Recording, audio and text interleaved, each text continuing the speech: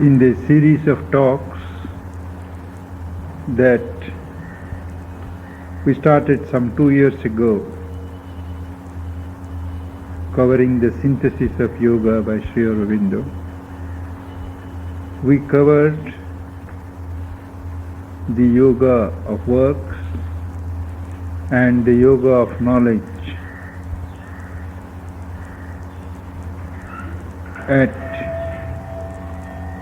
peace in Auroville, and thereafter we took up the way of love, Bhakti Yoga. Here there was an interruption thereafter because we felt that it was necessary to have a grounding in the teachings of the Mother before one could read with full benefit the last section of the synthesis of yoga, the yoga of self-perfection. As you are all aware, Sri Aurobindo has enumerated the main principles of Karma Yoga, Jnana Yoga and Bhakti Yoga in his series in the light of modern thought, and presently he proceeds to develop his own yoga of self-perfection, not indeed discarding the results of the lines of yoga which we have studied so far, but assimilating them and utilizing their results for larger ends.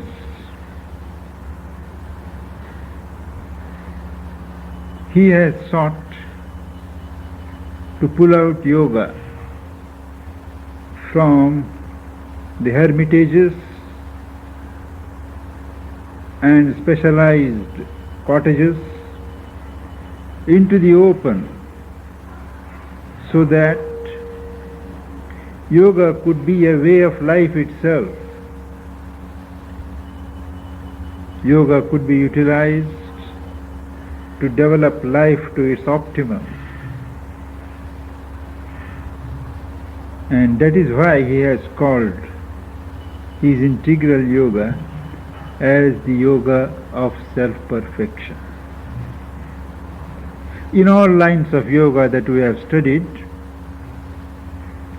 they take up any one power, one faculty that is developed, that is prominent in the system, and utilize that as the springboard to delve into yoga. It may be one power or a group of powers, but only that power is utilized, developed, so that a leap into the infinite is made possible from that jumping ground. For instance, in Hatha Yoga, which in some form or other is today highly popular in the West and also in parts of the East, they seize upon the body and the life energy. They attach great importance to the physical body, and they have evolved certain exercises, postures of limbs which are called asanas, by which all physical energies are collected together, are withdrawn from their dissipating movements, held together for a while, trained to be collected, and the body is gradually accustomed to longer and longer periods of immobility, so that it could function as a foundation for the yogic edifice. When the body is trained to hold itself for considerable periods in immobile status, all the energies that are gathered, they start raising themselves in their potency. They acquire more effectivity, more power. After that is done, the Hatha Yogins concentrate upon the life force, the breathing, and with the aid of pranayam, which we have studied somewhat, the regulation and the elongation of breath, they acquire control over life force, over breathing, over the nervous energies. And both the energies, the physical energies and the life energies, so gathered, so controlled, so regulated, they are thereafter directed to pour into that center of the physical body where is involved the life power or the life energy or nature energy, containing in itself diverse forms of energy. This spot where this nature energy is concentrated is at the base of the spine, and that energy is called in this literature Kundalini. When the physical energies and the life energies are poured and directed to smite on this center, the Kundalini is awakened. It rises up, shoots up through various centers of energies in the body, opens new channels for a activity to those energies, and goes on traversing upward till it goes to the brain and above and meets what is known as Shiva, or the silent, static consciousness. The rationale is, when nature energy succeeds in contacting the divine status above, there is a liberation of consciousness.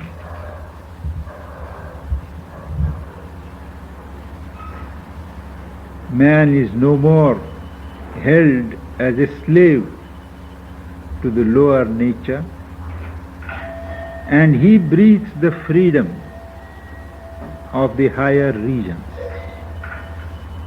This is Hatha Yoga. Raja Yoga also, for instance, it concentrates upon the mind, the mental energies, with a few preliminary exercises of purification and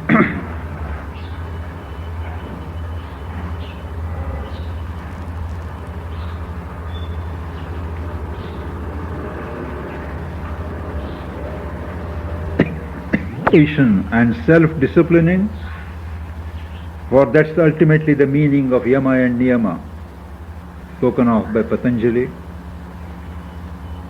They proceed with the aid of asanas and pranayam to acquire sufficient control over the bodily and the life functions, sufficient enough to exercise control over the mental activity. They have found out that by acquiring mastery over the movements of breathing life force, they can bring the mind to a silent status, control the thought activity, and with further steps of discipline like meditation, concentration, they aim at releasing the mental energies into the quietude of samadhi or trance. Detach the mental apparatus entirely from outer nature. Still it, quiet it, so that in its silence, in its immobility, the inner self, the Atman, reflects itself as in a lake, limpid lake. That is the aim of Raja Yoga, liberation through the mind.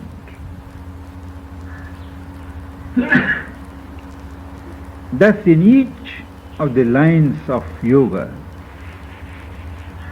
one part is taken up. The Hatha Yoga we can call the psychophysical system. The Raja Yoga may be called the psychological system, and psychological and spiritual and psychological system. And then we have the famous triple path, the path of knowledge, the path of works, the path of devotion, normally associated together. And in each of these, the aim is to fix upon the faculties of knowledge, for instance, purify them, gain control over them by discrimination, by rejection, by acceptance of what is right, and turn them into a spiritual movement, so that the thought mind, as we know, the discursive mind with which we are familiar, that is trained to grow into a spiritual consciousness, a spiritual outlook, a spiritual reference, and gradually converts itself into a spiritual mind. Spiritual mind has a spiritual vision, a spiritual center of thinking. And as it grows, the mind gets liberated into a spiritual dimension. Similarly, with the yoga, with karma yoga, the yoga of works, the dynamic will is seized and it is trained to consecrate itself, to offer itself to the Supreme Lord, the Master of Works. And in this very process of surrender and disinterested exertion, the will gets transformed and is elevated into a status where it can unite with the will of the Lord. So also with the yoga of love or the yoga of devotion, it is the heart's emotions the capacity in the heart for identification with others, for loving. These capacities are taken hold of and directed to flow upwards rather than outwards. The heart centers are systematically tapped, and the very texture of the emotional being is subjected to a spiritual culture, with the result that the whole of the emotional being around the soul ultimately melts into a love and adoration of the divine. There, in that area, the liberation is effected.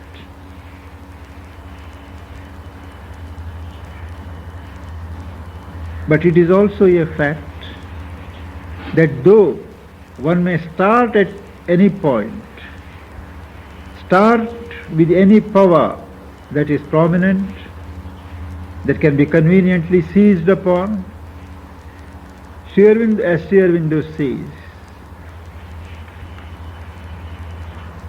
all power is one. Ultimately, whatever the power you cultivate, whatever the power you exploit, ultimately each power reveals itself to be one with other powers. For instance, the power of knowledge, as it develops, it also reveals itself to be the spring behind the impulse for dedication and disinterested works. It also reveals itself that it is the spring for love of God. Unless one knows that the divine is the supreme, the divine is my master, the divine is the Lord, true love cannot spring up, true love cannot form. So also, if you start with love, as love develops, the knowledge dawns that the one whom I worship, the one whom I adore, is the Lord of all, not mine alone. So thus, each power, as it develops,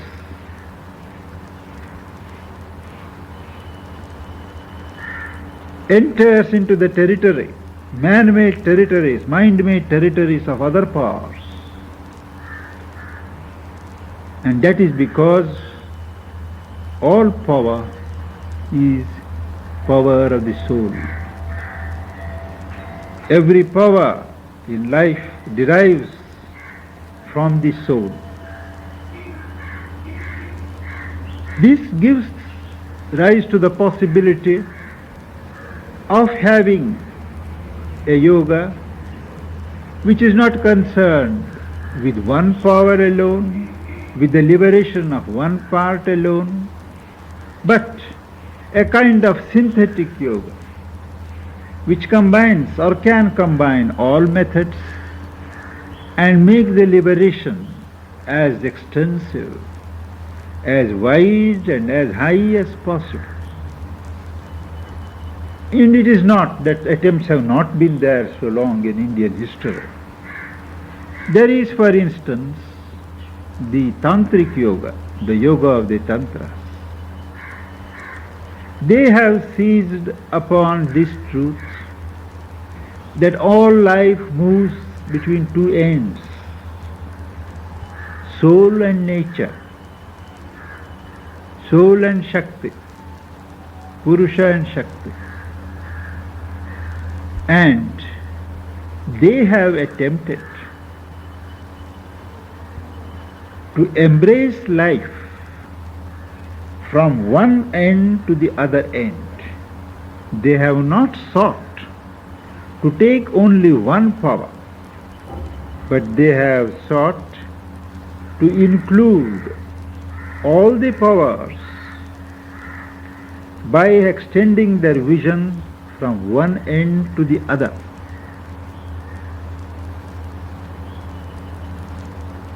They, in their practice, they also seize upon the different motive forces that makes nature exert itself and seek to give them full value, like desires, emotions, activities, raise them to a certain higher level, give them diviner values, and allow them a part, their due roles in the working of yoga. Not only do the tantrics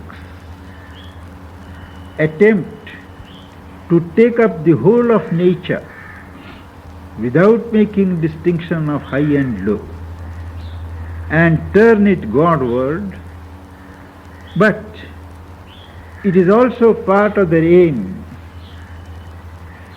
to seek to derive the utmost value from life. Not merely liberation, but what we may call a full exploitation of the resources of life. Not mukti alone, but also bhukti, a cosmic enjoyment, is a legitimate claim of a divinized nature. This has been there for centuries. Whatever the deformations that may have taken place in its practice, the Tantra Yoga, in its conception, is a grand attempt at synthesis. The synthesis of the present age on which Sri Aurobindo has worked is still larger. It combines, as one would expect, the best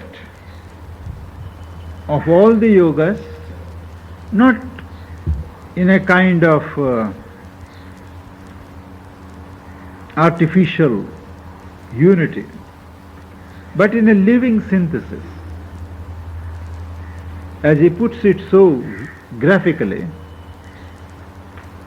this yoga, the yoga of self-perfection, the integral yoga, because it is so called Purna Yoga, because its vision is wide, it covers the whole of life. The liberation that it envisages is a liberation for all the parts of man. Now this yoga starts, this synthesis starts with the method of the Vedanta in order to reach the aim of the Tantra. Let me explain. In the Tantras, they take hold of the Shakti, nature power, and try to arrive at the divine soul through a manipulation and utilization of the Shakti. In the Vedanta, they start with the soul, they start with the self, not with the Shakti, not with nature. But in Vedanta what they do, they start with the self, and once they arrive at the self, they depart in the self. But here, once you start with the self, the Purusha, inner Purusha, make that as the center of the movement. You arrive at a higher consciousness, which equips you without danger, to practice the aim of the Tantra, which is to take up all nature and raise it to a diviner level. If one were to start with nature in the beginning itself, it is a risky process, because very often people get bogged down into the processes, perhaps glittering processes of nature, and they miss the aim altogether. If one establishes oneself in soul consciousness before, arrives at a certain freedom, liberation in the soul center, gets sufficiently detached to begin with, acquires certain mastery over nature. From that poise, it is possible to extend the rule of the soul, the rule of the inner being, more and more in life, bring the external and the lower nature under control, subject it to the process of purification and elevation, and ultimately hope to arrive at a state of liberation, which includes not only the liberation of the soul, but the liberation of nature also from ignorance and falsehood. When Prakriti is released from falsehood, from Maya, it becomes Shakti. And Shakti is nothing else except Shiva himself. It is the Lord as nature. It is revealed not as something different from the Lord, but a poise of the Lord. Another difference between the tantric synthesis and the synthesis of which Sri Aurobindo speaks is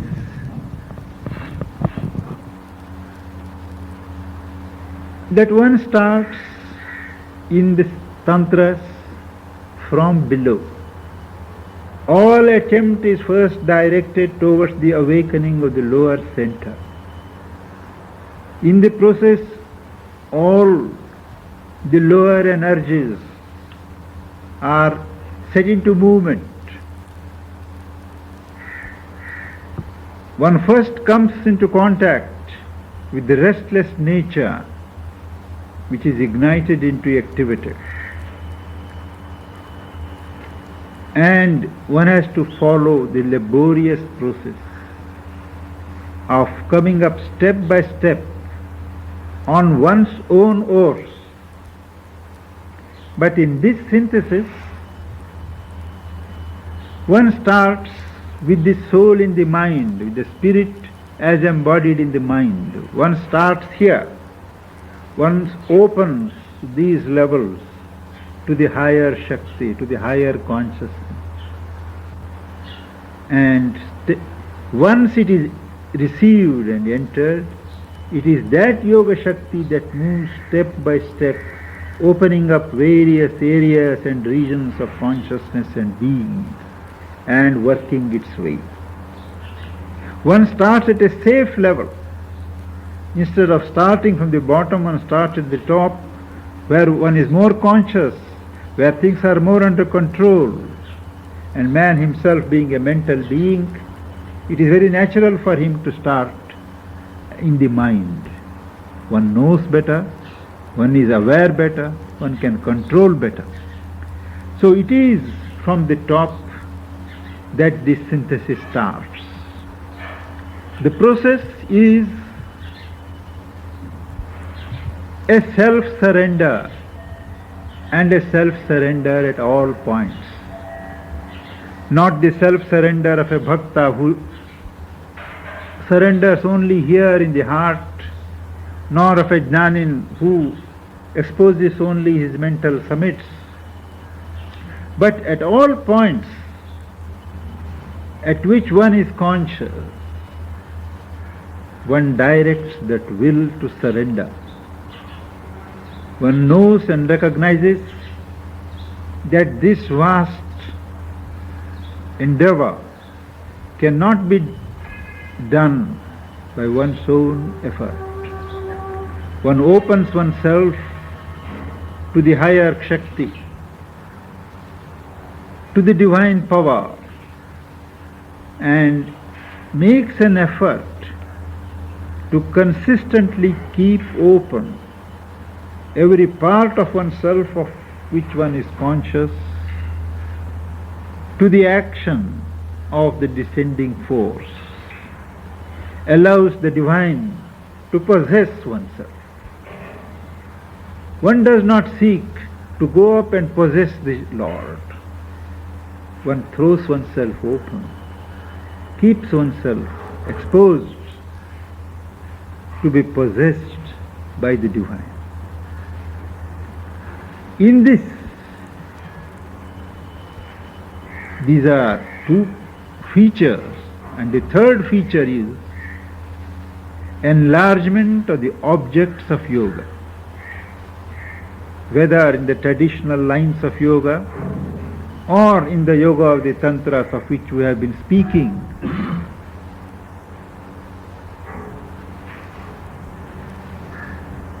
the whole effort is directed towards the liberation of the individual.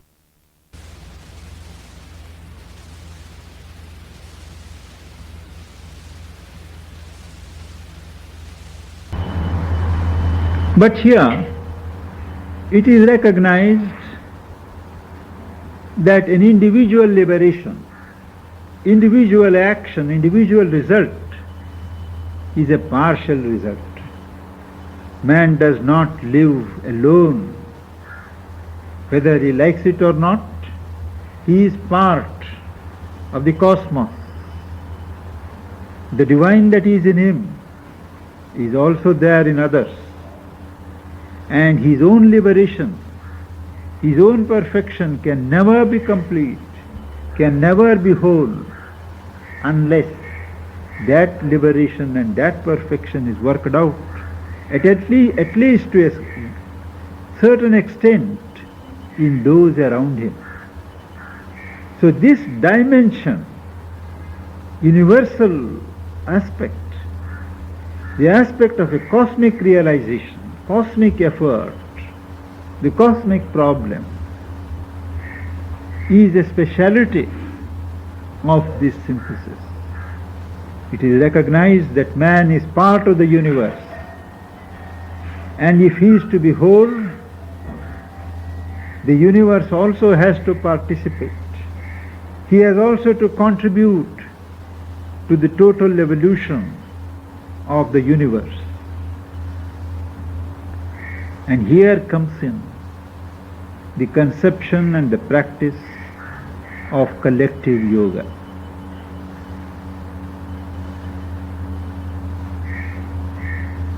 The aim being the perfection of life, a divinization of life, and no life can be perfected or divinized in its solitary greatness.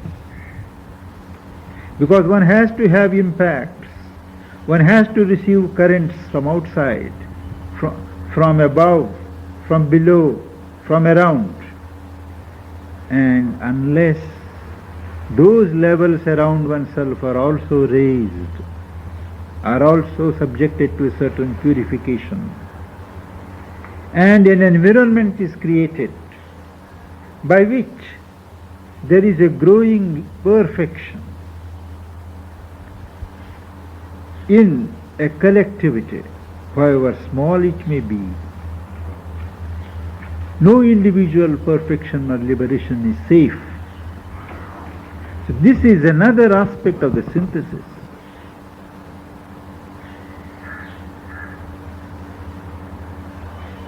Freedom from ego, freedom from ignorance, possession of one's nature by the divine consciousness. This has to go step by step in the individual, enlarge itself to cover larger and larger areas in the course of its own self-affirmation. No realization is worth its salt, worth its name, unless it can stand the scrutiny of tests, unless it can meet life face to face and prove itself equal to it, to the demands made by it. And this is where a gradual evolution of a Gnostic self, a collectivity of seekers of yoga who build a milieu, who build a realm where this common ideal of liberation and perfection in the divine, possession by the divine, these are practiced, each one helping the other, the collectivity helping the individual and the individual contributing to the collectivity. This is a dimension which again is new. One may start, indeed, it is not easy to start at all points. One starts in this yoga also, as in other yogas, at a point where one is strong. My strong point may be the heart. I may have a larger capacity to extend myself, to love others, to unite with the feelings of others. I start with the way of love. Another may be an intellectual. He starts with the mind. Another may be a dynamic worker who doesn't get satisfaction in the contemplative way of life. He starts where he feels he is fitted. But the difference is that we recognize that all these paths, all these powers, they converge after a certain point. These lines meet. Each strengthens the other, each nourishes the other, and there are so many tributaries that join. And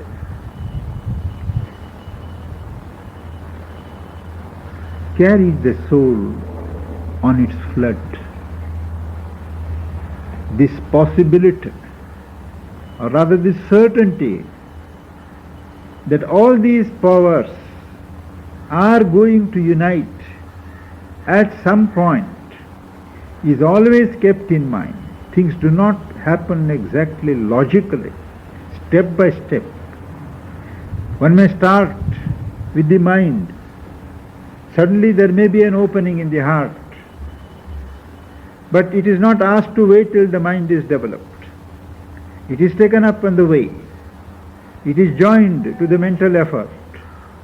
And there comes in the element of integrality. The whole system, with its entire reservoir of power, is treated as one unit. The starting points may vary, but after a time, the energies of nature join at different points and become one. These, in short, are the main features which distinguish the new synthesis, the yoga of self-perfection.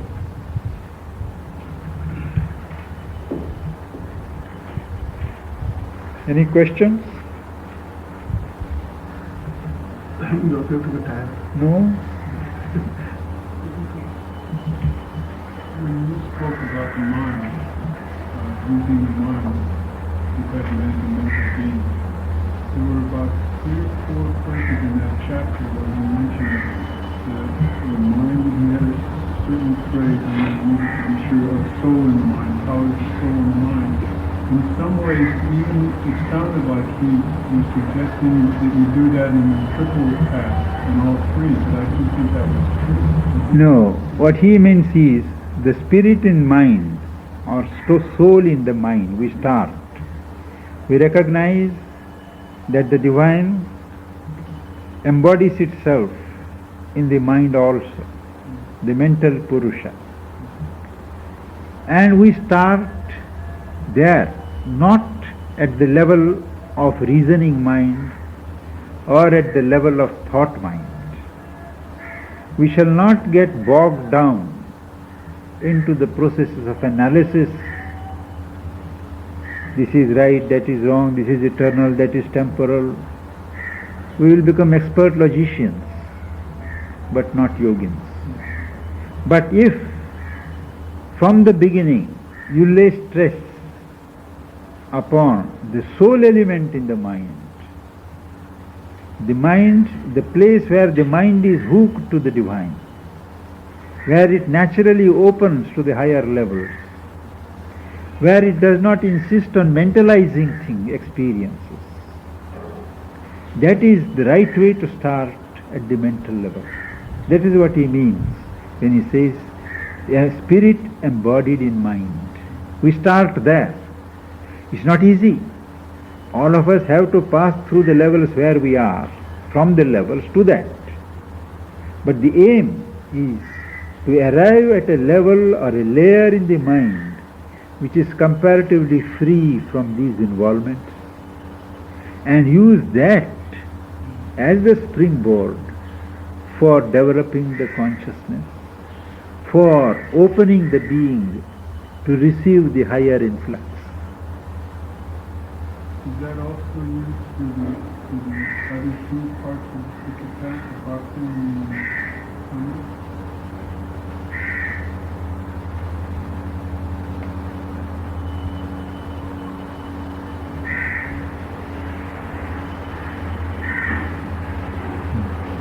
It is the mental consciousness. It is the mental awareness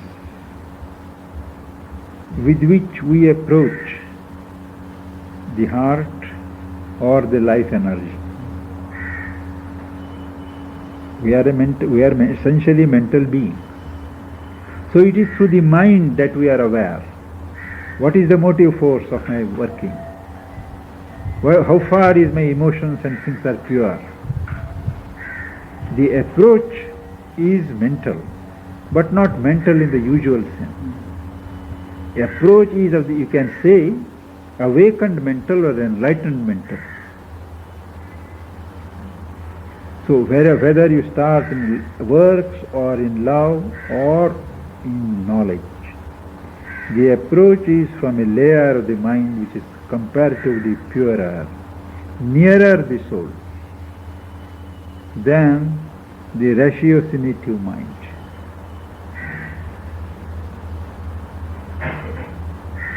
How to control thought?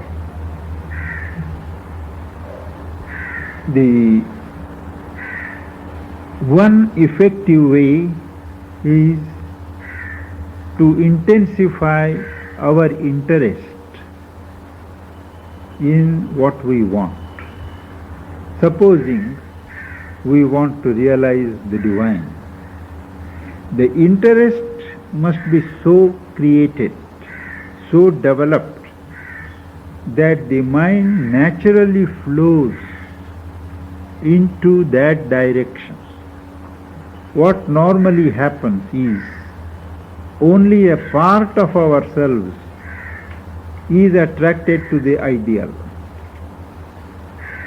And when we sit for meditation or contemplation, that part is indeed looking towards what it wants, but the rest of the mind has its own interest, has its own attractions, has its own habits.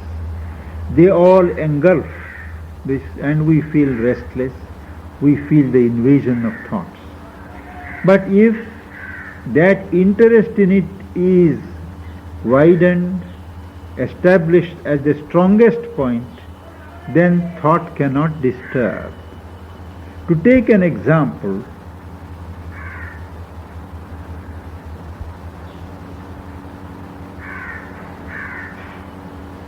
if there is a good story you are reading, something has come in newspapers which is of absorbing interest, we take it. At that time there may be a musical party going on, a radio may be going on blaring here, some children may be playing. All factors which normally would distract the mind are present. Still, the mind goes on reading because we are interested.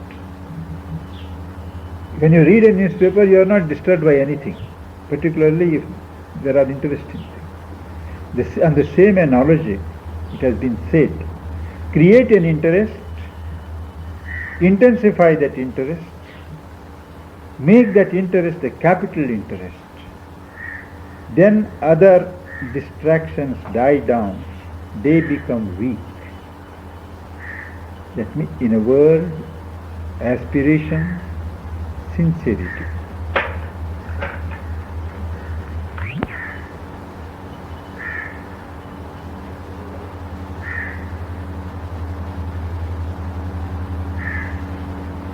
Second, thoughts are always there. It is not that when they come more when we sit for meditation or contemplation. We are normally extroverts and our thinking of something or other, some interest or other holds us. But 100 thoughts are simultaneously going on, we are not aware of them. When we close our eyes and sit, we suddenly become aware. Hundreds of thoughts are there.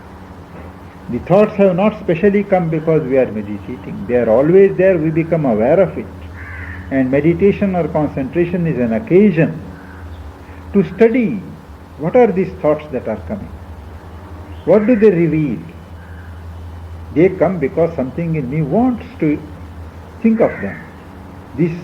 They reveal our nature. Vivekananda used to say, you can utilize those thoughts to study your nature, to find out your weak points and strong points and take appropriate action. And once you start doing that, they dwindle.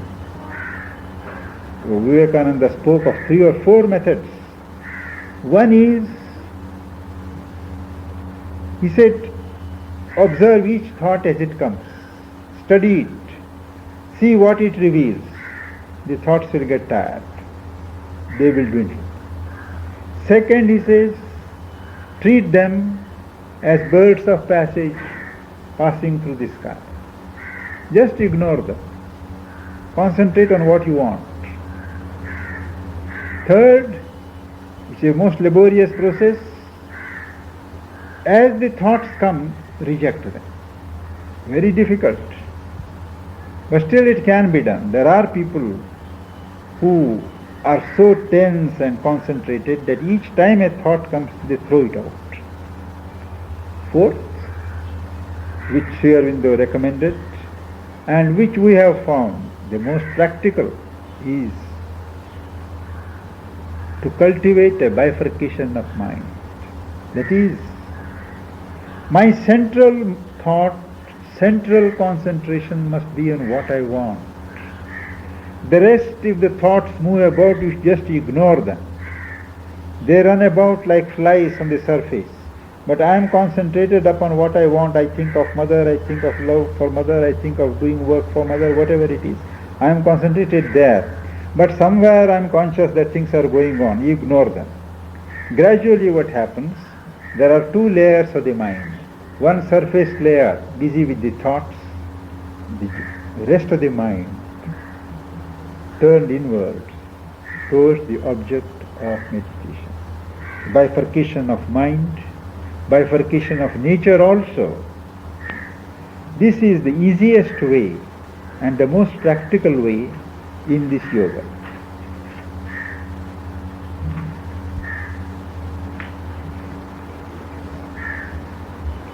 We meet next Sunday